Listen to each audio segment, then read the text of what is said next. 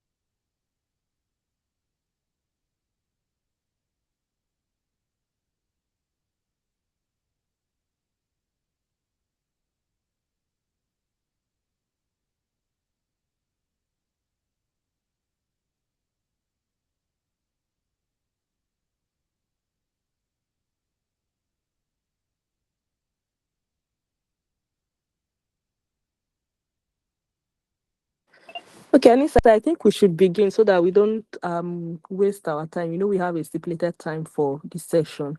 Let me confirm if Aaron is on the call. I don't think he's on the call. I think he has joined us on. He Yes, joined and left. Oh, okay. Thank you, Mr. Aaron. yeah, good Good evening. evening. Sorry. I think my name is different. I joined with another. Oh, Yeah, yes, okay. thank you. Okay, I think we can start now, right? Am I good to go? Yes, please, you can. Okay. Good evening, everyone. Welcome to today's session. Today we have Mr. Aaron taking us on project finance. Sorry, excuse me. I'm coming, please hold on.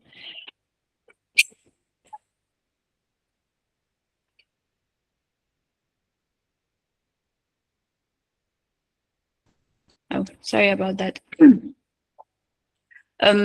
We have Mr. Aaron taking us on project finance and risk management.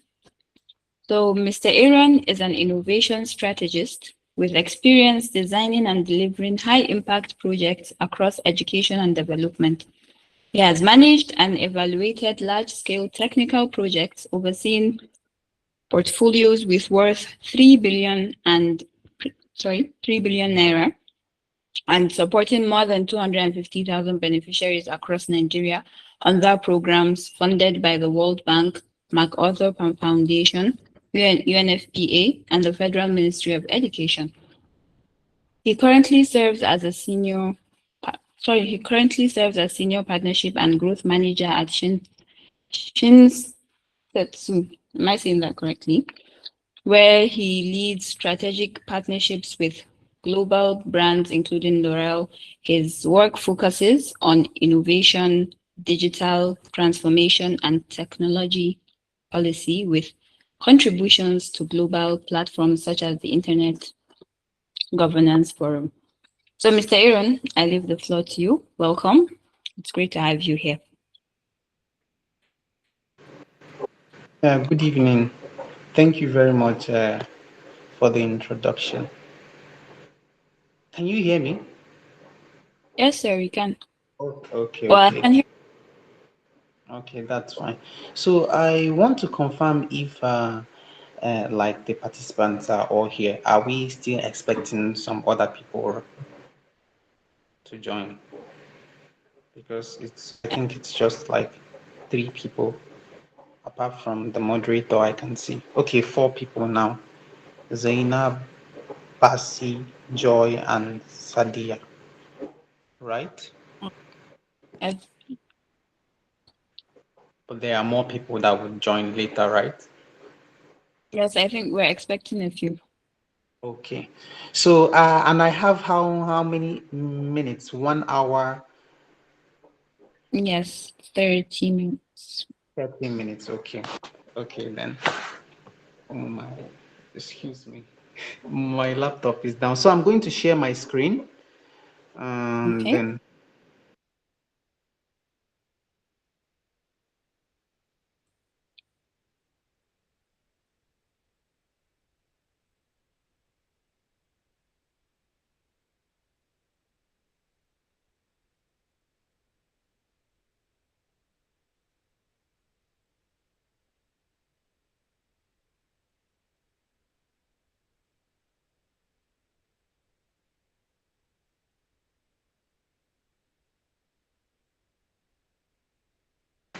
can you see?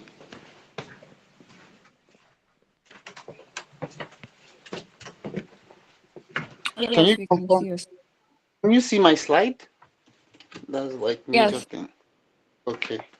I should share here, present on this device.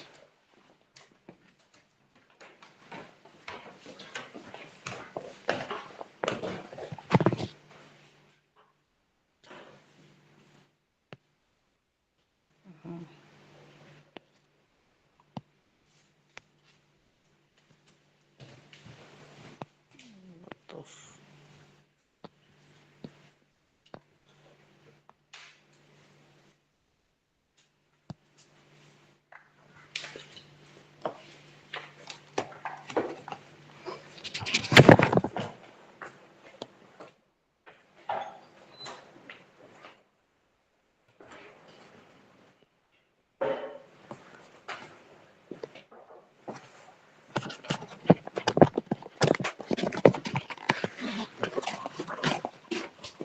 Okay.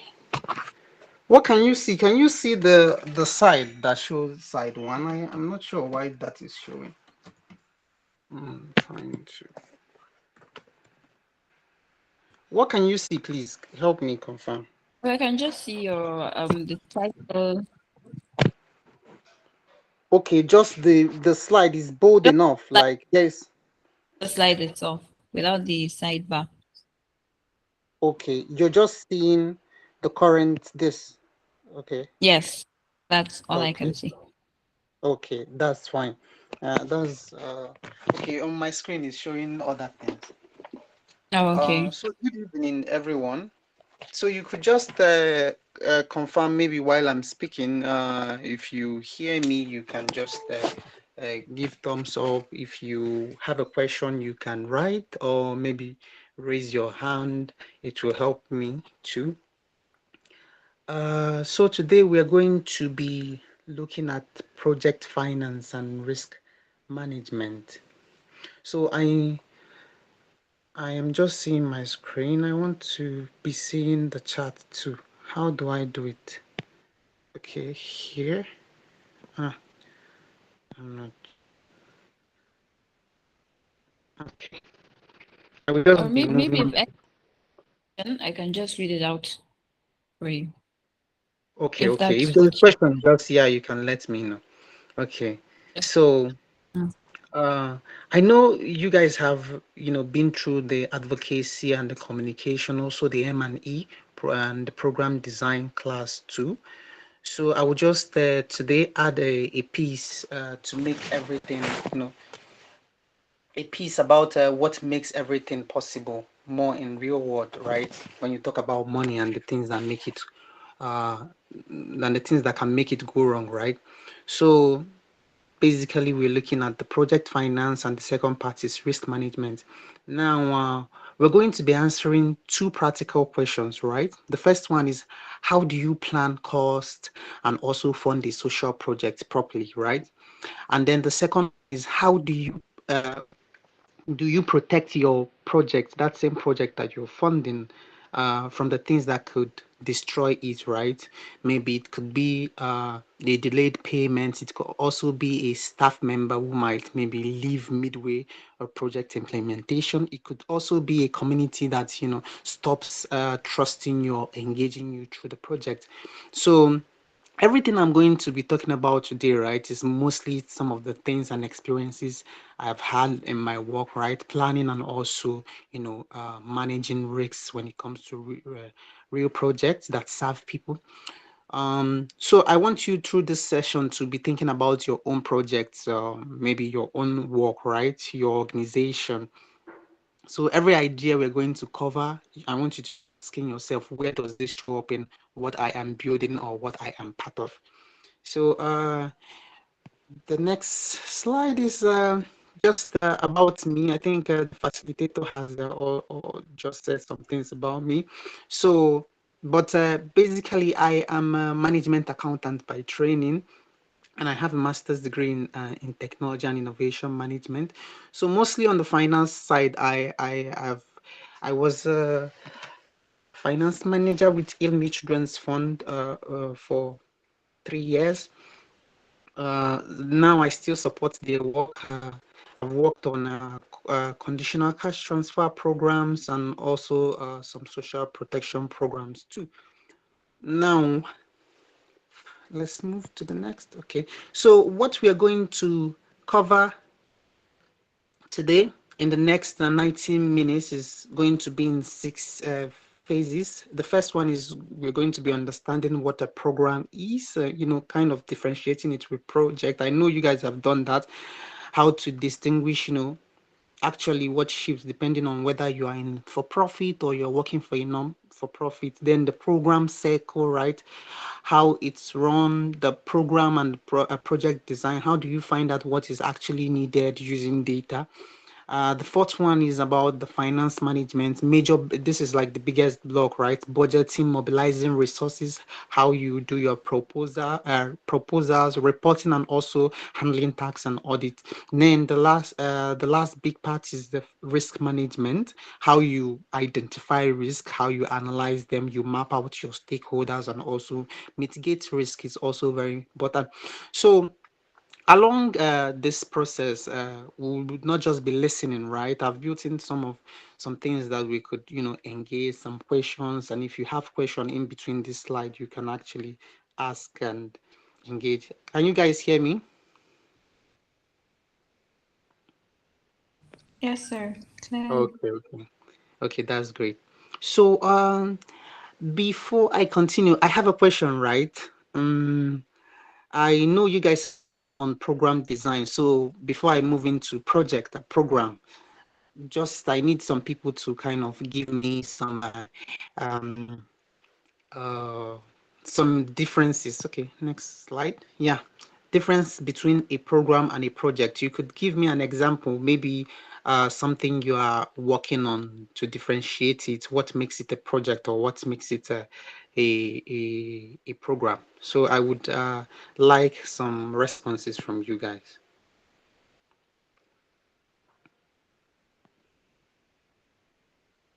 Did my screen stop? Okay. Any response? You could also type. There's a chat, I think. Yeah. Marcos is here. Well, how would you differentiate a program from a project, and what makes a program, and what makes a project a project?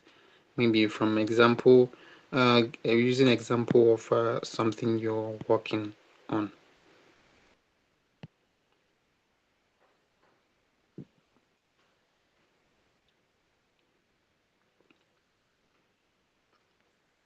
Okay.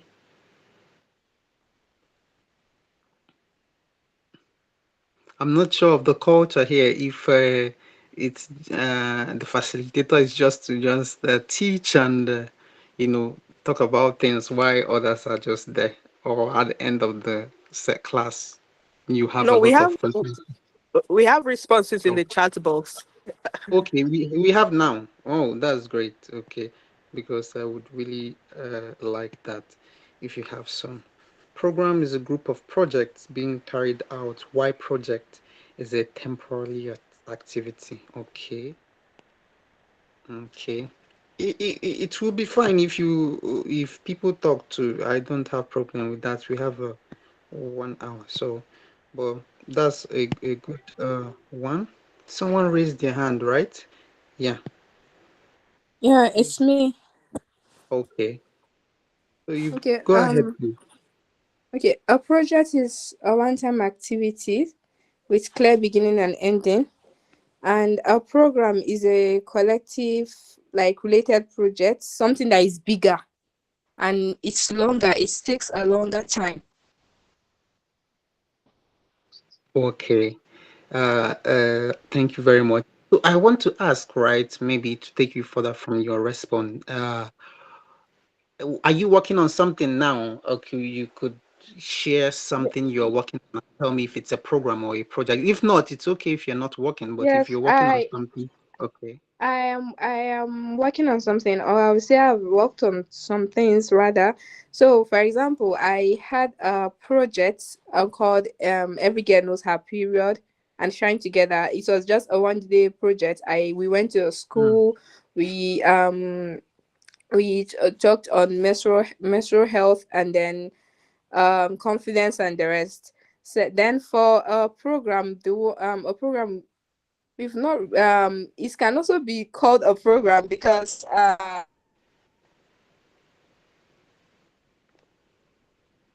Mm. like the shine together we did, we we Yes. Okay. So thank you very much for this. Oh, why do I keep moving? Okay. Thank you very much for that response and example. So I will just move to my next slide to explain more so that we can understand good answer she has given, a project having like doing it for 1 day, right? Having a starting and an end and a program being, a long one. So now from what I have here, you see that a program is more broad, right? Most times it's multi-year strategy. So the program is made up of several related projects, right? All of them are working together towards one higher goal, right? So when you think about girl education or you say empowerment across several states, that's like a program, right? It is not like just one activity. So if you're doing a girl education program, so it's an entire strategic umbrella that many projects will sit underneath it, right? But then for a project, on the other hand, it's more like a discrete um, and also time bound. There is a resources set out for each activity, specific delivery. So it's more of an operational piece, right? It's contributing to a wider program. So if a program is a girls education and empowerment across maybe the states, now a project inside this might be like pay some training, right? Or even of a single or training in a single school with a specific budget and a specific deliverables, maybe training reports and all of that. All of these are still under a program of girl education. Now it gives us two different design questions when you're designing a program, right? For a program design, the question would be, what are the strategies, right? What's the portfolio of the interventions we are doing? Will this actually move, the higher goal, the goal, right? Now, for project design, the question is more narrow, right? It asks very, very sharp questions, specific question. What are the specific activities? What is the budget? What is the timeline? In what timeline are we going to be able to deliver this result? And also the tools for this is different. The tools at program level, you see, you're working with the theory of change. You have a strategic framework You also have you're looking at the alignment of the portfolio, right? You're making sure that every project that is underneath is pulling in the same direction. Now, at the project level, you're working with log frame, a work plan, you have your activity level budget. So both of them matter, right? But they cannot replace each other. Now, back to the earlier question I asked too. Does this shift between when you have a for profit or non for profit? Now, the mechanism for each of these, they barely change, right? What changes for them most times is the goal. A program, um, the goal of the program, right? For a company, a for-profit company, the goal is mainly or usually tied to revenue or market share, right? Now, for development programs, the goal is mostly tied to social outcomes, right? Maybe households are, when you see households are escaping poverty or girls are, retention rate of girls in school is high or out of school children. So the design is of identical in a way. Now, let's go to the next one. The program cycle, the project cycle, project management cycle, project cycle management, project management cycle. So they are similar kind of, right? So when we zoom into this and look at the full life cycle of a of a program, right? And development program from beginning to end, more like what generally international development organizations use. It has sometimes you see 5 stages, right? But I have a 6 stage here. It's circle, not like a line. So it means that the one fits to the other from beginning to the end, and then it continues again. So the first one is initiation, right? This is mainly where the project charter is drafted. I put PC project charter. That's like major thing. The core stakeholders are identified. You are answering major questions like, should this project exist? That is where you're doing the actual planning and who needs to be at this table as per stakeholders. What is the problem? You're identifying the problem and the reason why the program should even start at the first place.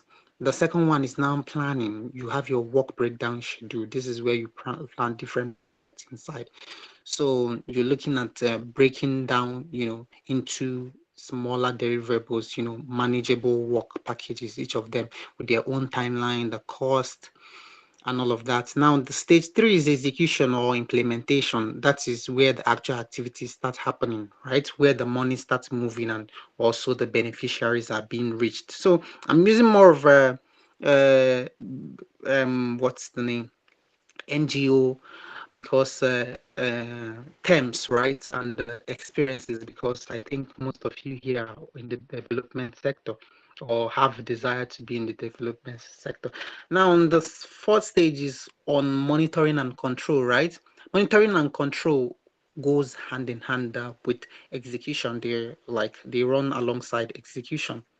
They not after it, right? So you're checking the actual progress against the plan that has been made, and you're also correcting course in real time. So if there are things to be corrected, why it's going on, some mistakes, you're correcting them. Now, the stage five is evaluation. You are assessing if the intended outcome of the project was actually achieved. And then the last one is closure. You're handing over, you're capturing the lessons that are learned. Then the cycle begins again. So why is this very important, right? Especially for the topic we are looking at, finance and risk, because budgeting and risk, they are, uh, part of this whole process. So, there is always some risk you face in the planning process. There might be risk even at the closure, and all of that. So now let's look at our major focus.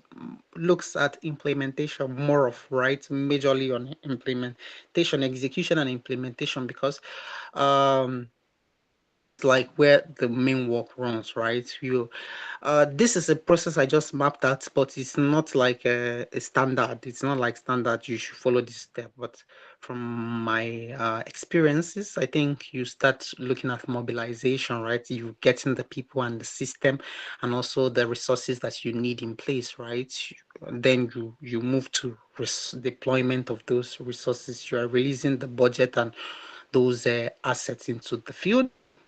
activity delivery, your trainings are happening, your outreaches, you're also monitoring and also having some kind of adaptive management. You're watching what is happening and also you're adjusting your plan based on, your reality, whether it matches or it does not match. Then you're also moving into reporting. You have your reports, your narratives, both financial and non-financial reports, and then you're closing out, positioning of all of this. Um, so this is like major. Like I believe you guys have also had some of these things when you're doing the program design and all of that. So I have a question now. At this point, I want to know at the planning or designing stage of your projects, how have you, or if you have some experiences, or what do you think if you've not had experiences, what informs your program design? What informs the project or that you want to do? What informs it? How do you come up with, okay, I want to do this program? If you've worked on any program, how were you guys able to say, okay, this is what we should work on? What was the reason behind it, and how were you able to come up with that decision and go for something? Or did you just wake up and say, okay, you want to work with like the example, go to the field and some school outreach? So what was the reason behind it, and how did you come up with that decision? If I can have some responses, that would be nice.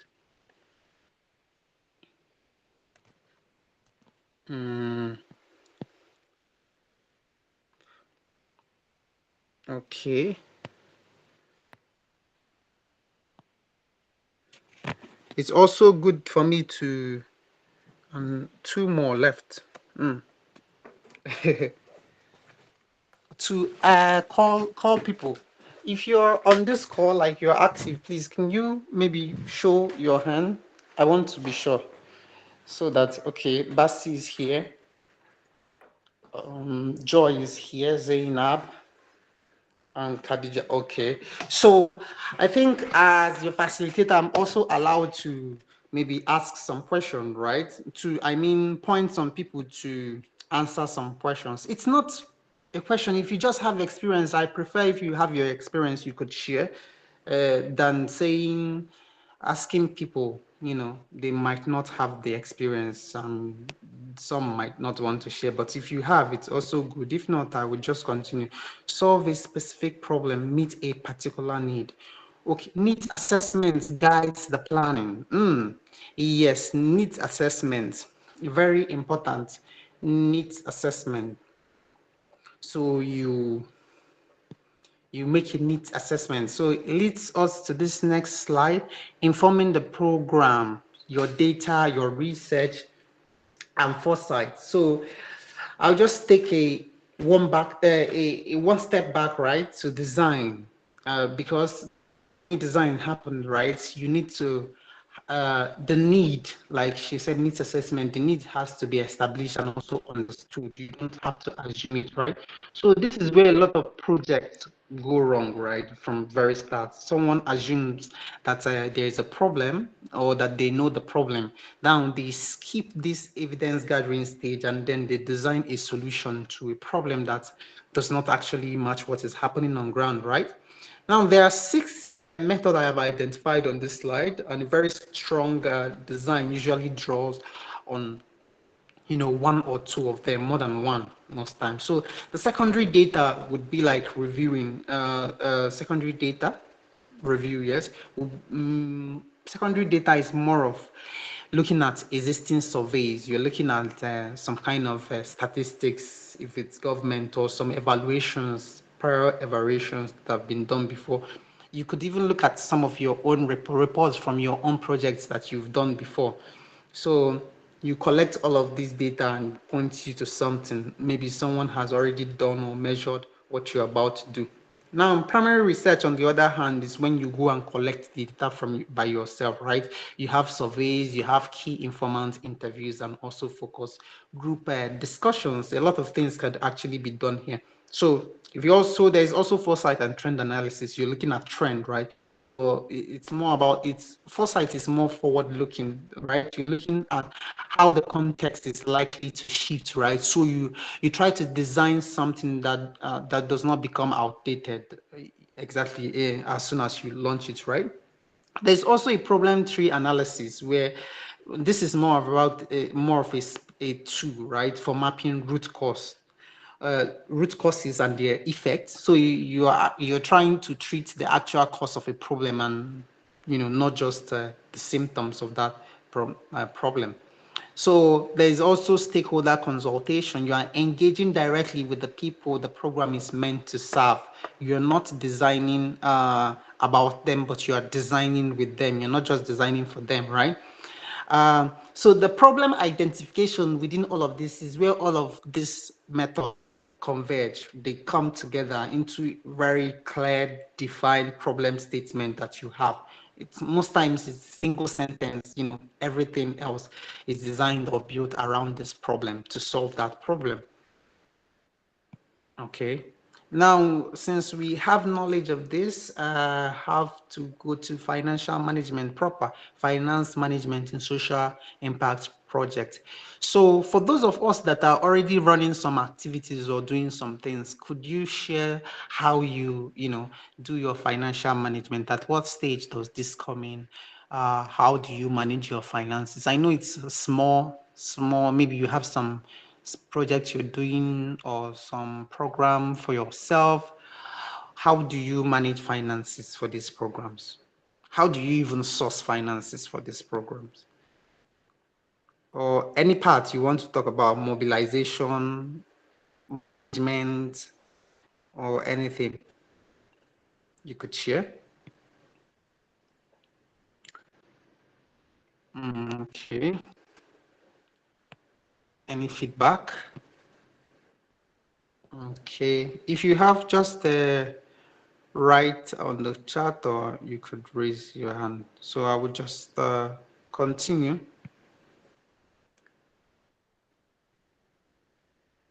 Okay. Now I have this is more like a shape of how the finance journey work. It's not absolute, right? It could be subjective. You're free to adjust it depending on what works for you. Now I try to link them in stages, right? From planning and budgeting to actually resource mobilization, the proposal, right? Proposal should come before resource mobilization. Excuse me. Okay. Then other items like budgeting, reporting, internal control, compliance, tax and audit, very important, especially for NGOs, right? So you notice something about the other, right? It starts with deciding what you need, right? It's from what you need to how to find the money, to asking for the money, and then properly accounting for it, and also staying compliant. So it's more like a natural life cycle.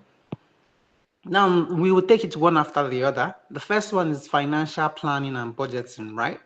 Now financial planning. Um, Financial planning, yeah.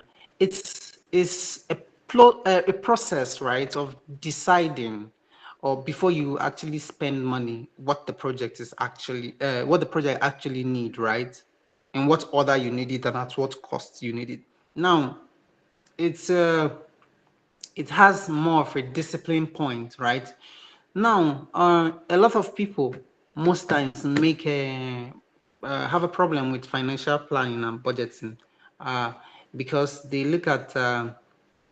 uh, they look at it more from the fundraising targets, not from the activities in their design, but from fundraising targets. So, but your budget and financial plan must be built from the activities in your budget and not from that fundraising target. So if you start from how much can we raise, some people start from how much can we raise, then they will use it to they will plan a program based on the amounts they need, but then you have to design based on you have to design based on your activities, and then you target for that amount.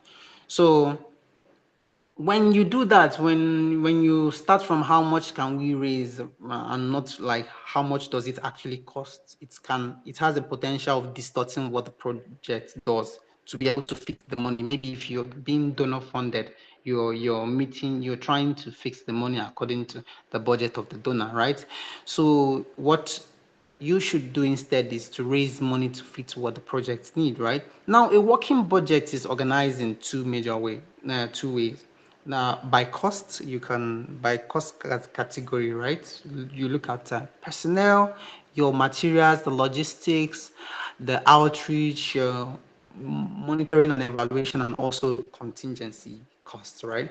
Now, a budget can also be by time period, right? Some make budget monthly or quarterly, so you can see not just what you're spending, but when you are spending it. Now, the actual cost in itself is advised to be built from unit cost, right? You don't have to have one lump, get for entire activity, but the cost of each of those training sessions, each of day or kids, then you multiply it by the volume that you actually need. So this is what kind of separates the professional budget from just a tentative budget.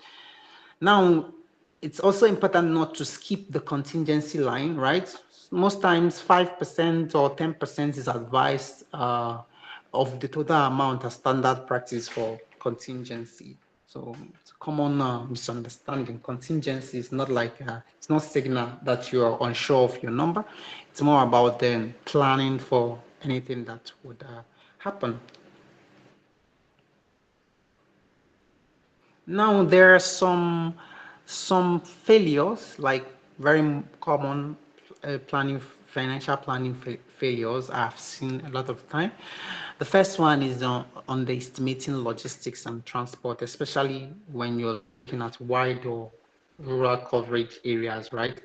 Then the second one is when monitoring and evaluation is treated as a more of an afterthought, right? There should be a proper budget line.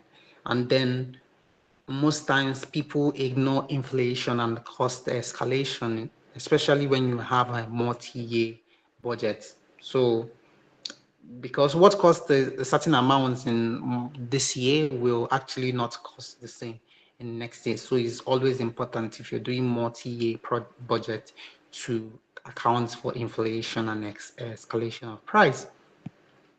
Now, resource mobilization, very important. It's a broader activity that involves securing what you need, for the project, the resources from any source. It's not only grants, right? So you want to be able to widen your thinking, especially when it comes to resource mobilization. How do I source for fund, right? Because there are too many sources, and many of us sometimes the first thing is like we need a donor. When someone says funding for the project, we need a donor. Donor funding, yes, is good. Donor funding is about have multilateral or bilateral or foundation grants. Most of these ones are usually tied to a proposal, right? It's most times it's what people think about first. You also have partnerships and cost share.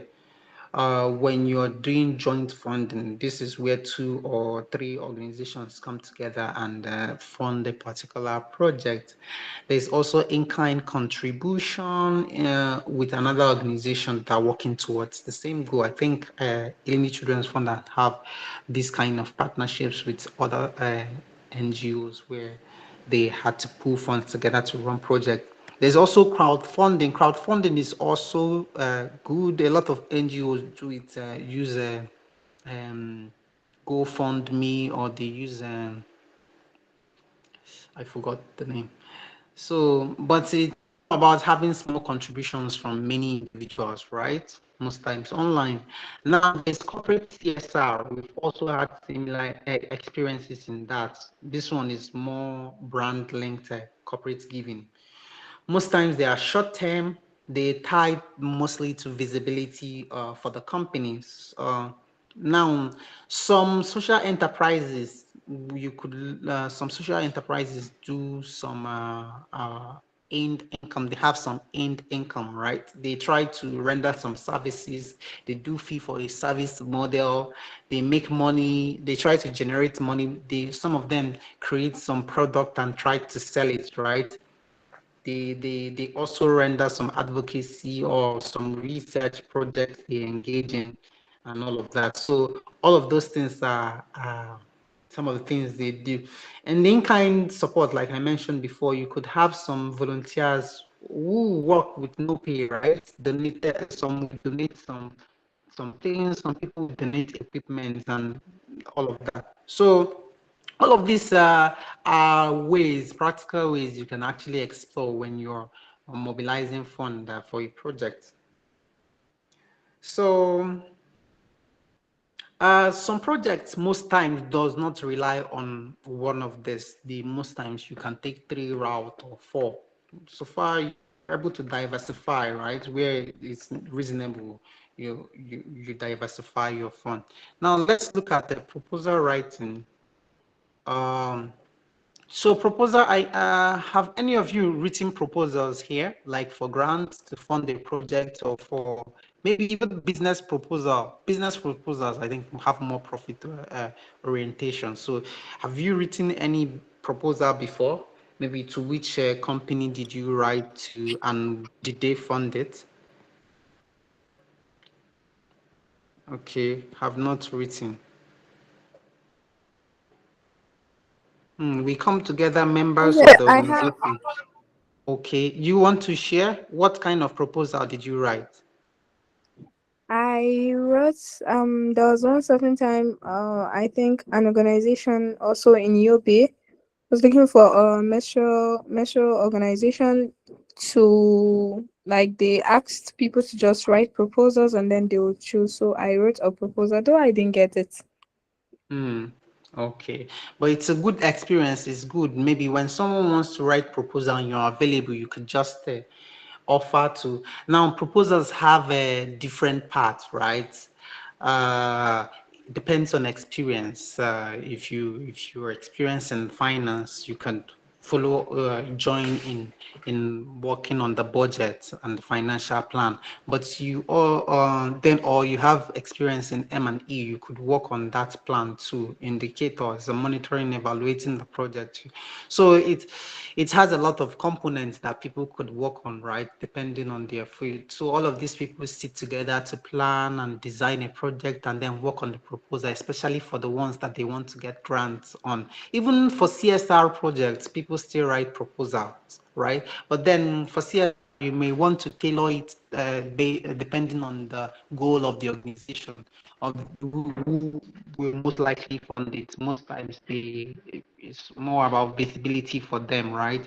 And also the ESG kind of related obligation for their reports and all of that. So let me go back to this.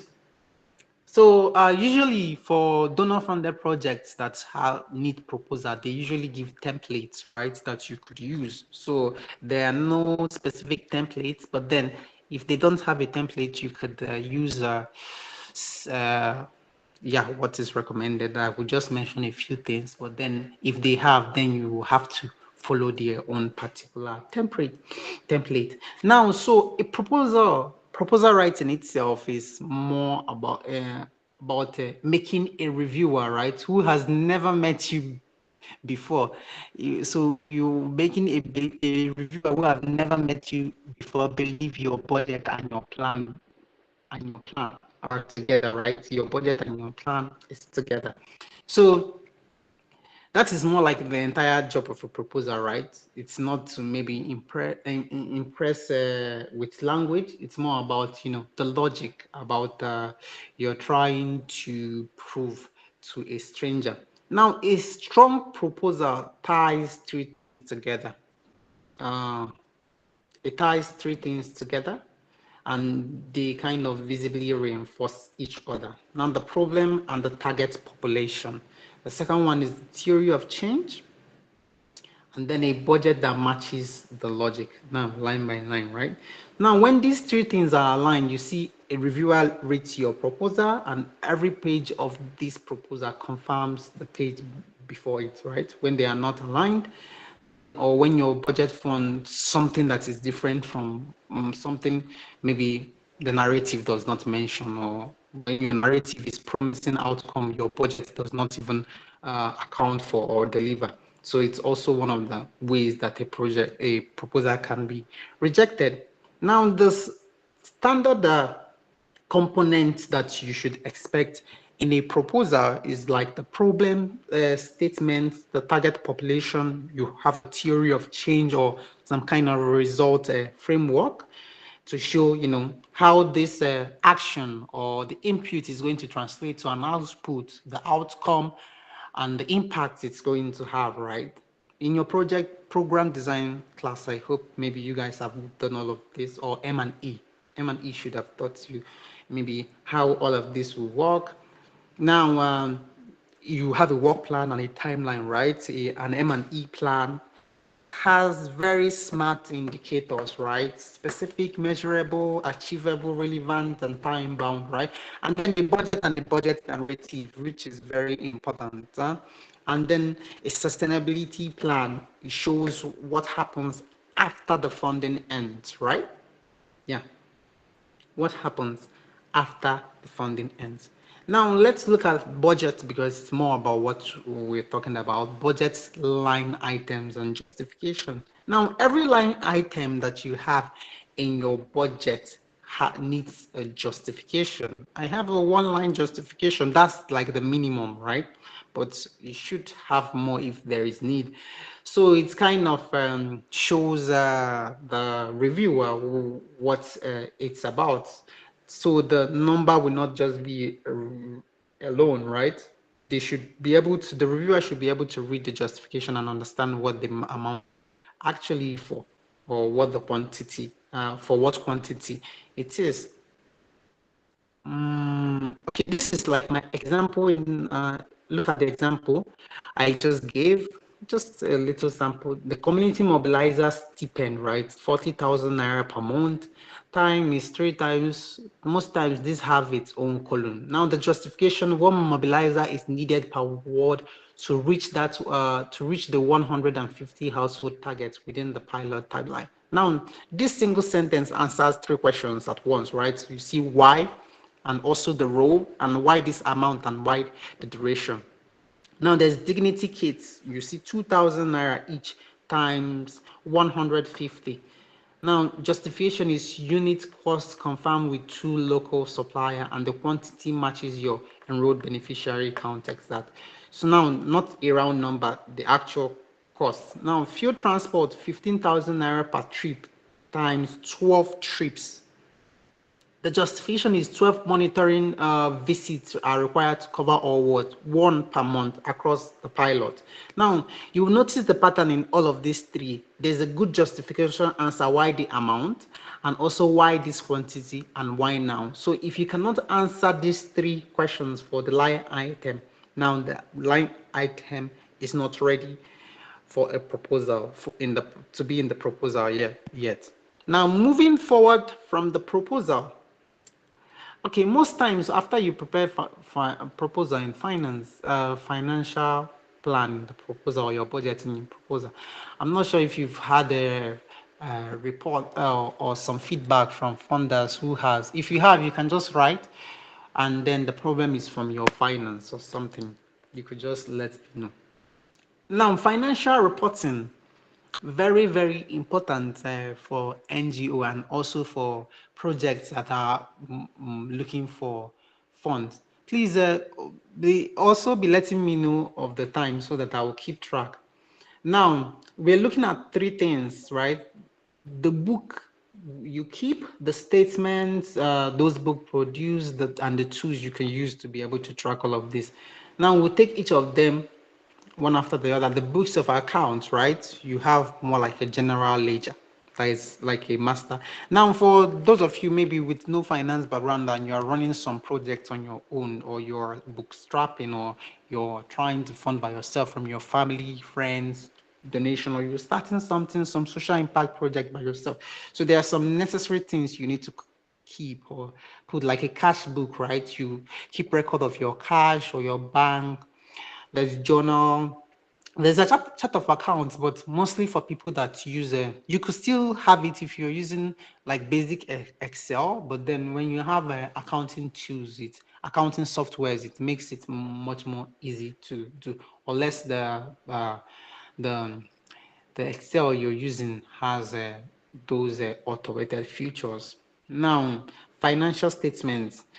A good thing about this is even if you don't have you cannot prepare financial statements, you could have a third-party accounting firm that could help do all of those things. Now, financial statements is what most of us know as like balance sheet. It's not just balance sheets, right? They are parts of financial statements. You have the comprehensive income. You have comprehensive income is more like a profit and loss account.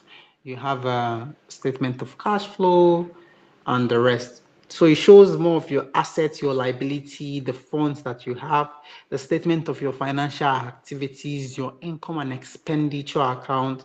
Now, for the tools that you can use for this, you have your Excel and Google Sheet, right? More like a universal starting point, right? There's nothing wrong with that. You could also scale with QuickBook. You could use Sage and Zoho Books, right? All these are softwares that you use if you outgrow the spreadsheets. Now, sometimes there are donor specific templates, right? The World Bank or even USAID, they give a sample. Uh, so regardless of your internal processes or internal system that you use, some of them have their own requirements. Now, these your books that you are keeping, they will feed into your statements, and those statements are used even when you're writing proposals to show your financial records and finance. Your donors will need them, your auditors will need them, even your board, right? Board of directors or advisory board might need them. So all of those ones, financial statements is what they need. They don't necessarily need your general ledger and the cash book. Now, moving to internal control. Now, internal controls like are more like everyday practices, you know, that you employ in your organization to be able to stop errors and fraud. It makes it hard for errors and fraud to be committed. More on errors, right? Fraud, let's take that everybody's kind of have some integrity, but errors are also not inevitable. But then to reduce those kind of errors, that might even lead to fraud, right? So before audit happens, there are things that matter most for organizations.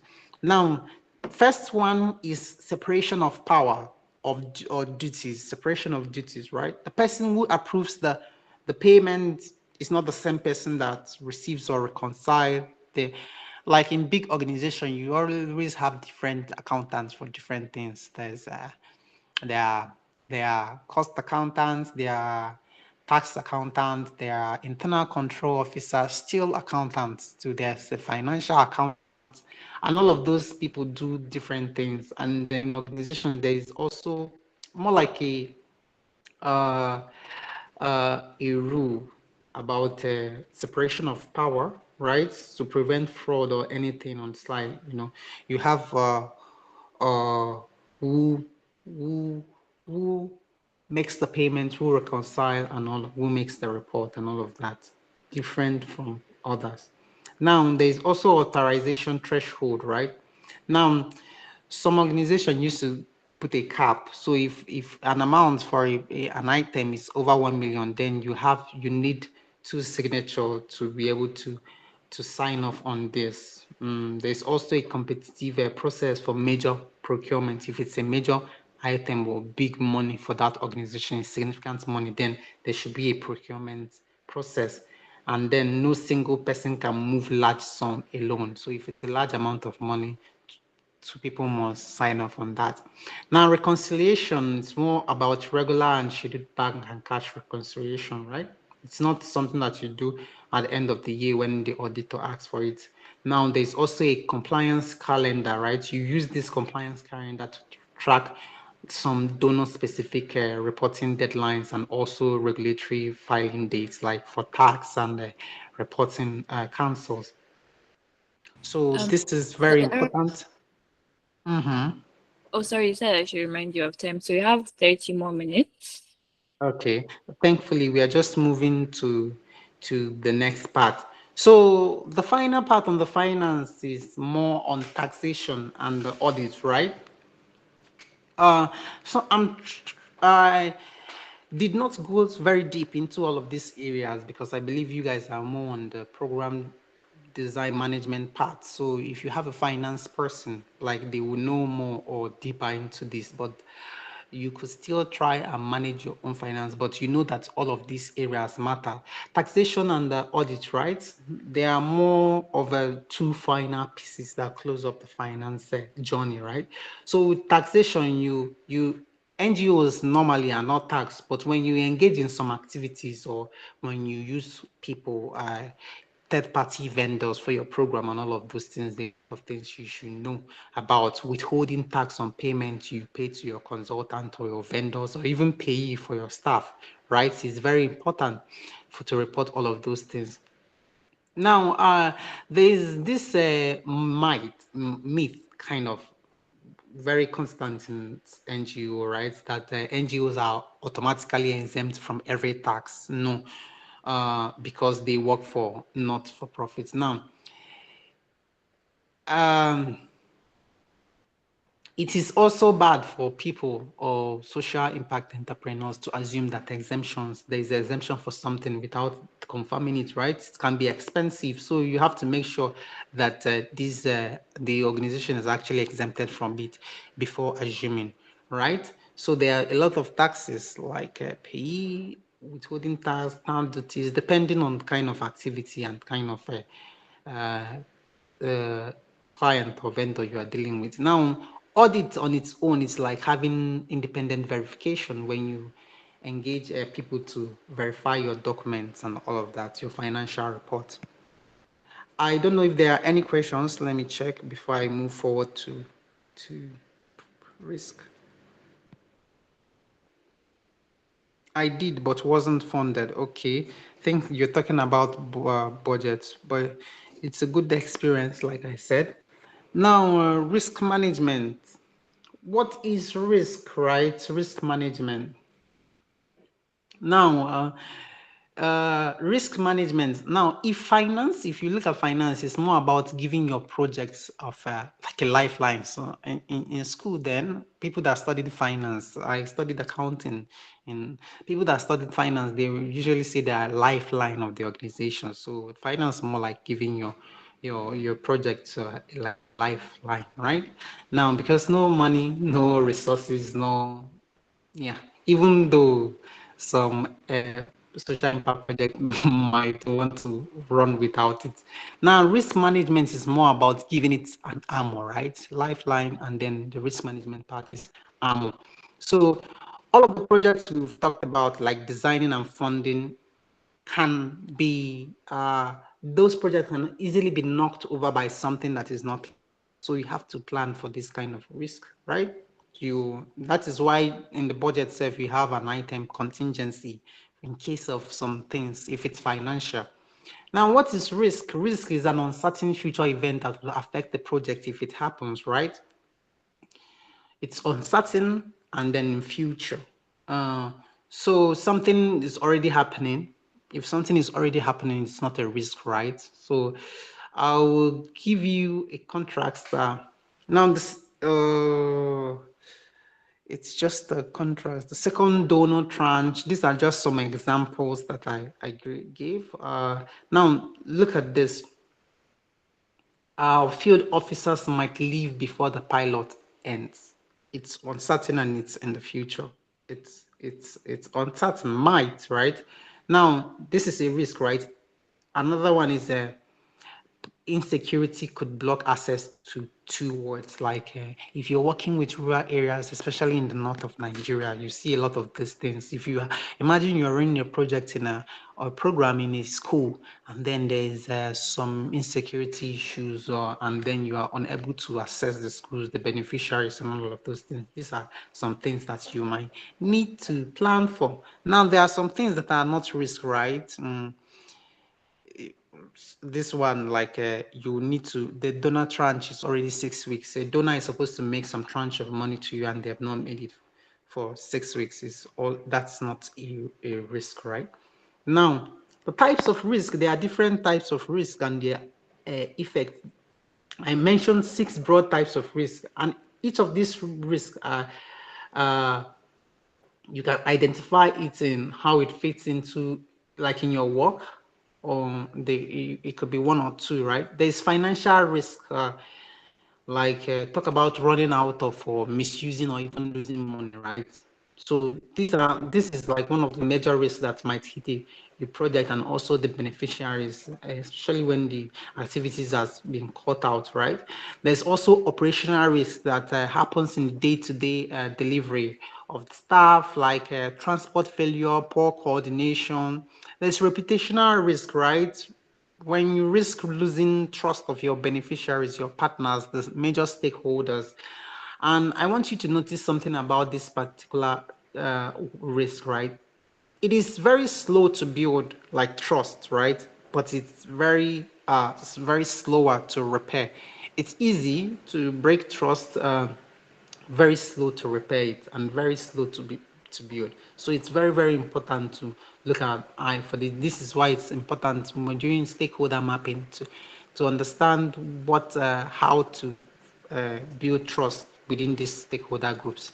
There's compliance risk, right? Maybe legal or regulatory, or some donor requirements. There's also external contextual risk, like insecurity, some political issues, or disaster. Safeguarding risk.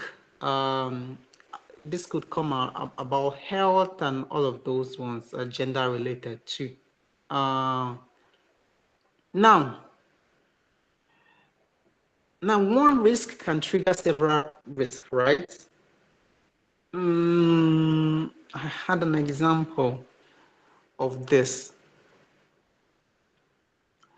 but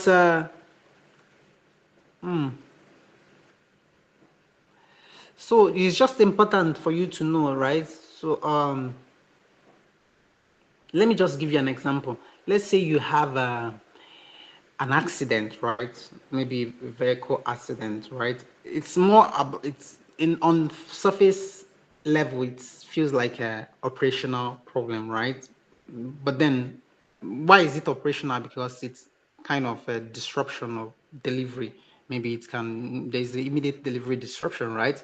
Now, if the field visit does not happen, it becomes financial. If maybe you're going to have an accident and the field visit does not happen, it becomes financial, because there is unbudgeted repair, right? And then medical costs, right? And then it could also move into reputational, because the organization where the event did not happen might see the community, rather, where the event did not happen, might see how the organization responds to all of this, and the partners might be watching if you cancel a project midway. Now, there's one event, different things, there are 3 categories, all of this at once. Now, this will shift your thinking, there's something called risk cascade, right? The risk does not, each risk are not isolated, right? When you assess a risk, you ask yourself not just, what category is this, but what else does this touch when it happens? What other thing might this risk spiral to? Now, let's go to risk analysis, right? Now, risk analysis starts with actually identifying or naming a risk precisely, right? So that two different people can be able to recognize that this is the same risk, right? You compare 2 statements, like vague. Funding might be a problem. Then funding might be a problem is vague. Then if you want to have a precise risk statement, you could say the second donor tranche may be delayed past the start of the school term. This is more specific. It tells you the time. It tells you what actually and all of that. Now, this the second donor tranche may delay past the start of the school term. It tells you exactly what to watch for and exactly when it becomes urgent, right? Now, the first one of funding might be a problem is more about very vague and nothing is actionable on this. Now, when once you identify and name a risk precisely, you're able to rate it on 2 dimensions, right? The likelihood of this risk occurring, how probable it is within a defined period. Usually, is called 1 to 3, right? And then the impact, how serious the consequences will be if it happens, and also it can be scored 1 to 3. Now, these two numbers are what we use to prioritize risk. What brings us to the next slide. Now, stakeholder analysis. Now, there are different stakeholders that carry different risks, right? The risks are different. Now, uh, risks are different, and these stakeholders can help mitigate risk differently. So it's very important that you map them properly. It shapes how you actually respond to them, not just who you inform. Now, there's a power interest grid. This is a power interest grid that I've made out. It has a 4 quadrants, manage closely, the high power, high interest. Now, your program coordinator, your community leaders, most times are those that are genuinely change the outcomes, are paying close attention. They need your closest engagement, right? You have to keep them satisfied. High power, lower day-to-day interest. That is like your donor finance officer, the people that work for your donor, like your officer in charge. You can shut things down if they are unhappy, but they are not, watching you so, right? Keep informed. High interest, lower power, like your beneficiary household, your field staff. You have to keep them informed, right? They are more like the ones that are deeply affected, but they cannot, change the program's direction, like your beneficiaries.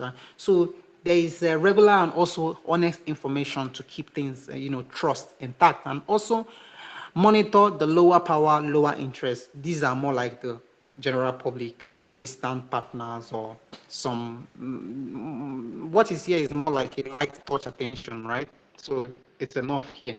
Now, the reason this belongs to this stakeholder mapping is part of risk conversation. It's not just the stakeholder engagement thing. Is the stakeholders that especially those in manage closely box, they are the same people who can either escalate like a small risk into crisis. They can make it become big, or they can also help you to absorb it so that it does not cause problem before anybody outside of the project will notice it. Now, risk metrics.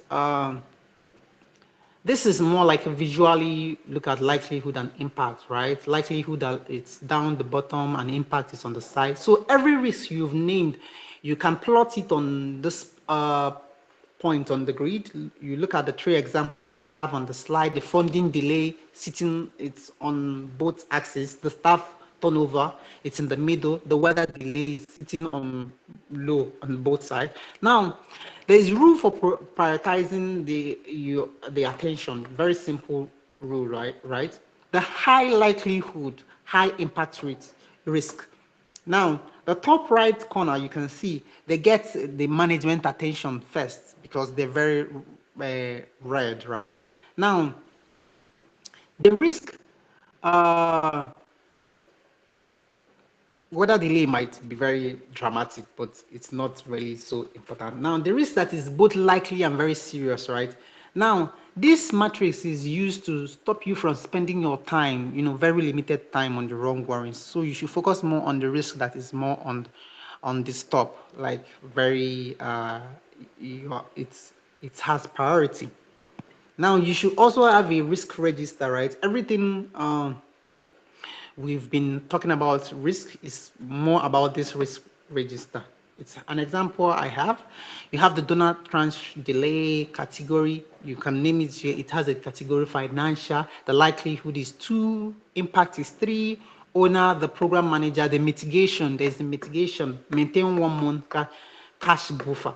So all of these are like how you keep register. This is very much important, even than prioritization, to be able to map out the risk, who handles it, and so at any point this risk come up, we already know what is to be done. Now, the owner column, carefully, this is the name of the actual person.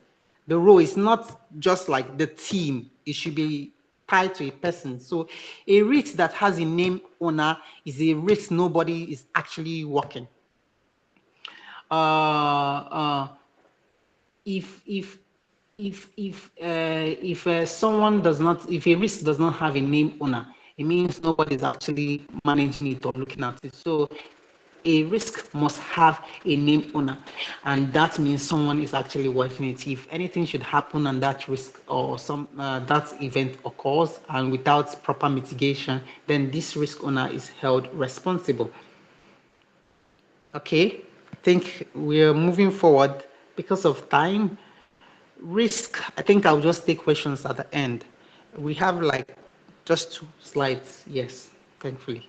Risk mitigation, very important, right? How do you manage this risk even when they have been identified? Now, once a risk is named or you've rated it and you have a risk owner, you have to choose deliberately how you're going to respond to it. And there are 4 strategies on how to do that, right? Avoid. That means you change the plan so that the risk no longer applies at all. So you can change the plan on this risk. Maybe if you're planning to go to a school and you decide to go to a mosque or something like that. So you have to think creatively what needs to be changed so that this risk does not happen. Again, the next one is reduce. Now you can lower its likelihood or the impact it has through specific actions. The next one could be transfer. Sometimes people just move a risk. If you have a risk of compliance, you can move it to a third party to come and handle it, but then you have to pay some money to them, have some financial obligation, or you do insurance. These are some of the things. So you shift it to someone in a better place to bear the risk. You can do insurance, you can have a contract clause or a partnership arrangement. Then the last one, especially if you keep is accept, right?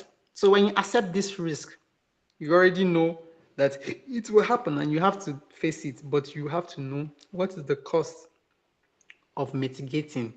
Would it exceed the cost of the actual risk itself? So if the cost of mitigating will exceed, then the cost of actual risk, you might just allow it to happen.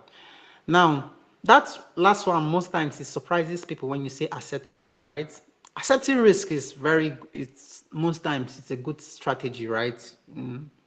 So, but it means that you have already planned for this risk, you have anticipated, and then you accept, okay, it will happen. We know about it and we are doing it. So as long as it is conscious, right, you've discussed it, there's a discussed decision, then it's a good mitigation strategy.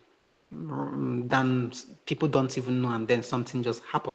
So it brings us to risk appetite, right? Risk appetite, how much risk your organization is willing to accept before escalating. So this should also be explicit, it should be discussed within the management, right?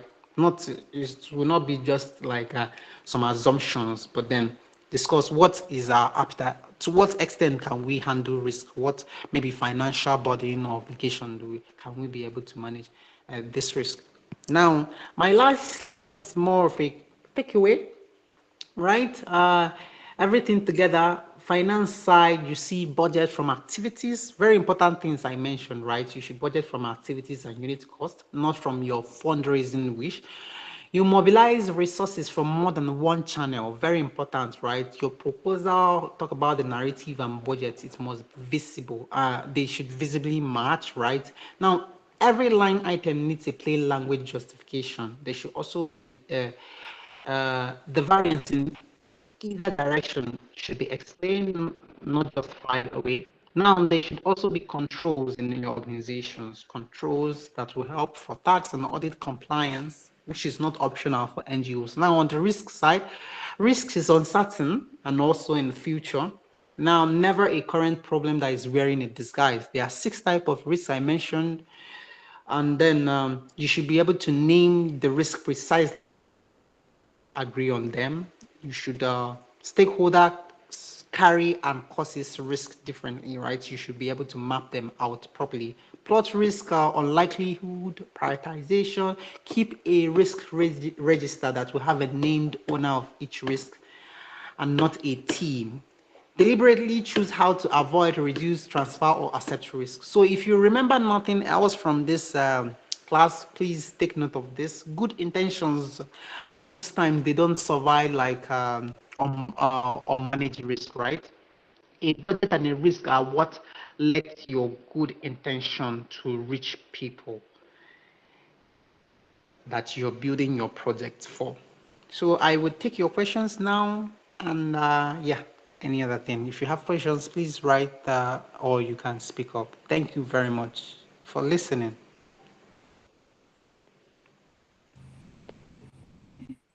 Thank you very much for this masterclass. Very insightful. So anyone that has any questions, Let me check I the think chat. she'll feel free to open your mic and ask the questions. Okay, there are 2. Okay, it was my hand. Zainab, you can go ahead and ask your question, please. Okay, thank you very much for an insightful session. Really do appreciate it. So my question is this: you said NGOs do not pay taxes, but then I heard someone telling me that they pay taxes after registration. Everything you have to go to FIRS and then you register for tax and so and so. So I want to get clarity on that. Thank you.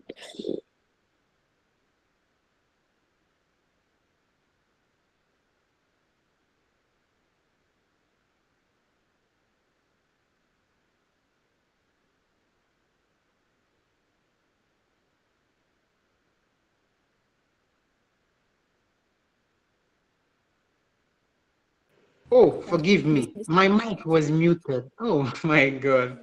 Okay. Can you still see my slide? Yes, we can. Okay. Now, let me just take you to this place, right? I didn't say the NGOs don't uh, don't pay tax. NGOs pay tax, and I think I did explain about the kind of tax. I said it's like a myth or something that people think NGOs do not pay tax. That was like actually what I said, right? Now, there are different types of tax NGOs pay, depending on the activity. There's withholding tax, especially when they have consultants, right? Or you have vendors, you pay those tax. When you go for training, even when you hire us for training or have someone, a trainer, like now as a facilitator, let's say Ilimi Children's Fund has paid me to come and have this session, they are going to tax me and they will remit this tax to the relevant tax authority, right? The FIRS. So there's also pay on staff salaries. NGOs pay tax, yes, but then what I said was there was a myth that people generally in NGO, there is no tax now. They don't tax NGOs. No, they tax NGOs, but then it depends on the activities. Even NGOs that engage in selling of products and all of that, you are supposed to pay even income tax from them. If you sell products and make money from it, right? So you should pay. You're meant to pay that. There are a lot of statutory tax you pay, stamp duties, development levies that people pay, and all of that. Even annual returns that the organizations pay. That one is every year. So they really pay tax. Yeah. Hope I answered you. So any other Yes, question? sir, indeed. Thank Okay. you very much. You're welcome. Any other? If not, okay, you said something about giving people the responsibility of owning the various risks. With this is the first time I'm hearing it. Okay, yes, I did mention about the if you have this for big organizations or even small organizations that keep risk registers. So you have this register and then you map out what kind of risk this is, who what is the mitigation in case it happens, right? And then who is the risk owner? Will be held responsibility to see that this risk, when it happens, this is how we sort it and all of that. So if anything should happen, then this person is responsible for it. That's the risk owner. Thank. So I think maybe that's all. I don't. Okay, Zainab have asked me. So moderator, yes, you can just continue. I think I'm done. No questions, I think. Okay, then. Thank you very much. Hold for on, please. this. Promise. Somebody in the chat box is asking. Mm. Sadia is asking, what skills should young professionals develop to excel in project finance and risk management? If you She could also change asked one, if you could change, yeah, if you could change one thing about how organizations approach project risk management, would it be? okay. Skills should young people develop in project finance, especially for someone with no finance background, right? I think it's about more on reporting, right?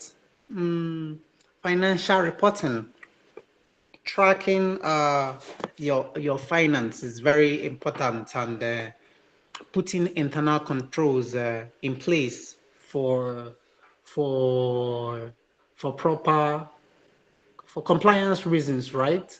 So many NGOs or young people that start off development programs, some of them, they just want to do some charity work. You see someone very enthusiastic and just come up and say, I want to do some pad, pad the gear child kind of stuff. I see a lot of that, right? And then they gather their friends. It's very good with good intentions, right? It's very good, right? Apart from planning and all of those things. But then they go and do this, and tomorrow they are looking for funds from maybe UNICEF, and they write and all of that. I have done a lot of things. They send pictures and all of those things, but then there are no finance reports. There are nothing. You didn't track those expenses that were made, right? And also the way they manage it, even if they get like small money to be able to do this, some of them just mismanage it. So you have to keep track of it. Leverage a lot of technologies now that are very user friendly and easy. So just the way you track your finances on OPay, there is this app that people use to manage money. Oh my God, I forgot the name, but it's for savings. Savings. Someone should remind me. You Are you save talking money. about You lock money. Carry wise or Yeah, Piggy carry Vest? piggy vest, exactly. Yes. So some of those, exactly, keeping track of money being used, piggy vest, you can have something like this for your small projects.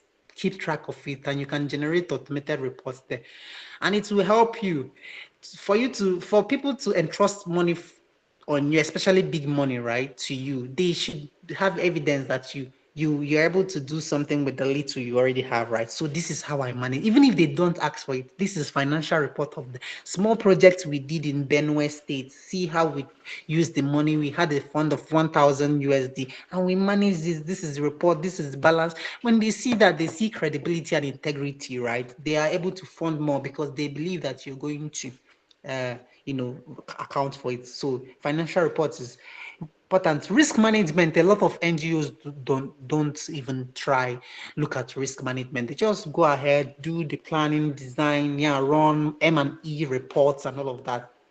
And a lot of things happen, but they don't even know that it's a risk, right?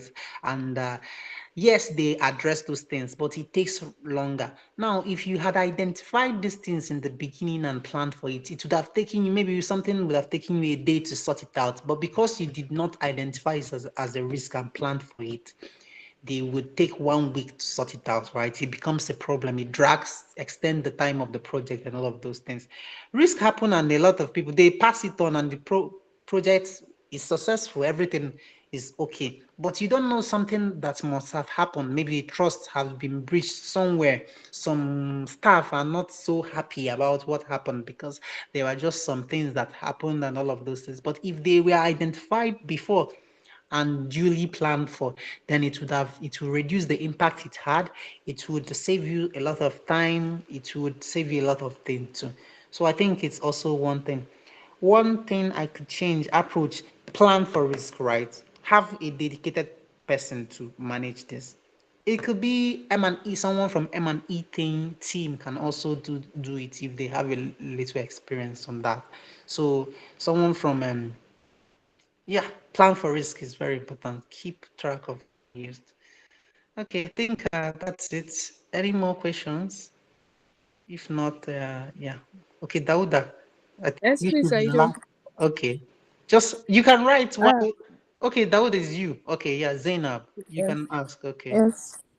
Okay, so you said when we're seeking for fund, we should send our financial report. Does that mean even if like they know they're not the one that funded it, so maybe I'm seeking for funding and I'm writing my proposals and everything, so I have to like put in my financial report from the other projects I did, or what? Oh, I need clarity. okay. Now, if the UN or big, let's say Makoto Foundation wants to fund your project, right? You do your proposal and send with the budget. They tell you to attach your financial statement, the 3-year audited financial statement. This has no business with them. They might not have funded you before. They want to see the track record of how you uh, reported your old whatever you've been doing for 3 years. They ask for 3 years audited reports, not just the regular, the one that has been audited. So it's very important for them, right? They see how you track, how what you use your money for. What is the main thing you use your money for? If your money are more spent on operational activities, they consigned and all of that, where your income are coming. So it's important to them. So imagine, and they ask for it, and you send to them 3 years. World Bank, UNICEF, UN agencies, they ask for 3 years accounting report. Even for government contracts, you have to send to them financial report, 3-year audited financial report. It shows them that yeah, you keep reports and all of those things. So you imagine for small somebody, let's say your uncle, you want to 500K, they just give you run this your outreach in school and you show him, okay, this is a financial report of the old things you've been doing, though is related to you personally. You just feel like, yeah, this is a good person that keeps record, right? So when he hands you over more funds, he knows that you're going to keep record of it and track these expenses. You understand? Yeah, so it's important. I think another last question, Basi, I think this should be the last. Yeah. My question is that when they ask for the financial reports, do they ask for receipt or the breakdown of the finances being used previously? That's my question. Okay, so now if you are applying for a grant, let's say today I'm applying for a grant from a MasterCard Foundation, right? And then it's first with them.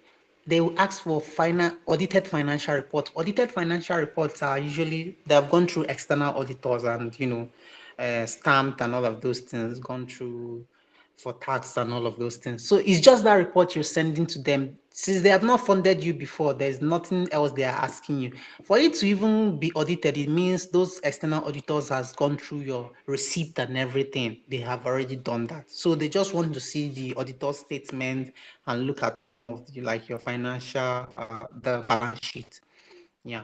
So they are not interested in the receipt. But what happens when what happens that they will be interested in your receipt is if they are the ones that fund you, those ones, as the project is ending, they want to see a report, not even audited report. They want to see the report. Like if I fund you now, I'm the one that fund you.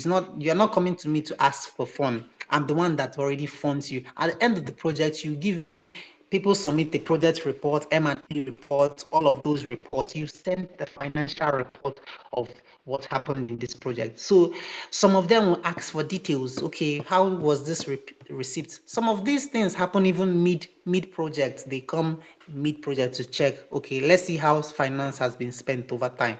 And at the end, you have to give them a report to show this is what happened. This also happens in when you have sub grants, like people have funds, they sub grant to other smaller NGOs. They are always checking, give us receipts because we need to submit to the donor. No, you don't need audited report for this one. You don't need audited report for this reporting for your donor. For your donor when you're still doing the project, just a financial report is okay, unless they explicitly ask for it. Forgive me. So then you have to give them those audited. But big for audited reports is mainly when you're doing proposal. For big organizations, they ask for it majorly because self-reporting, if you send a report, they don't really trust it so much. They more like trust what an independent auditor has certified and gone through. So that is why they most times need audited report. Yeah. So it's not so much hard work. Just you can engage. If you just have enough knowledge to be able to keep track of your expenses by yourself, the receipt and everything. But then when it comes to writing financial statement or audit reports and all of those things, you can engage like a third party accounting firm to do it for you. You can even have if you have money for an accountant in your office, then it solves the problem for you. They should have knowledge of all of this. So thank you very much. I think I'm done here. Yeah, moderator, you can finish up. Thank you everyone for the questions. Thank you very much, Mr. Dehoy. Blend a lot. So I think we've come to the end of the session. So our last program will be next week, inshallah, and see you all then. Have a nice weekend. Thank you. Yeah, please, you all don't forget, when I send the link, you should please fill the form for us, please. I will also be sending out a link to get a feedback of how this program has impacted you. So we need your honest review on each course we've taken throughout this program. Thank you very much. And also we'll be having the honor of having our founder and our ED on the call next week Saturday, so please endeavor to be around. And like I said earlier, please, on the details form, please just fill how you want your name to appear on the certificate and then your correct account details for your data stipend. Thank you very much, everyone. Since Joy could not finish with us today, probably she had network issues from her own end. Hillary too is not here, but thank you to everyone that is here. Thank you very much. See you next week. Bye.